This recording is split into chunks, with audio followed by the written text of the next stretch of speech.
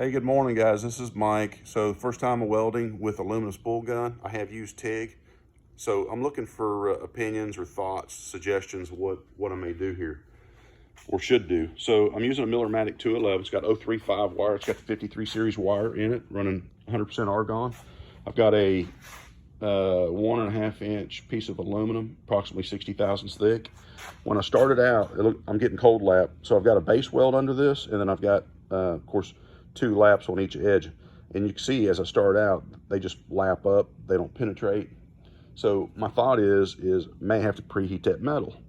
Like I said, I've never done it with a spool gun before. This is the first time, so I am impressed with the weld out here. It looks really nice.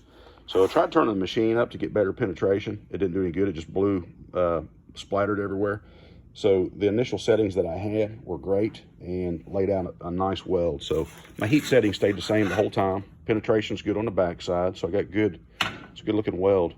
So not only if you would provide your opinion on that, I'd appreciate it. And then I'm also looking, I've got a Power MIG 260. I'm probably going to end up putting a spool of aluminum at the machine, change out my liner, and then try to weld with it using 3/64 aluminum.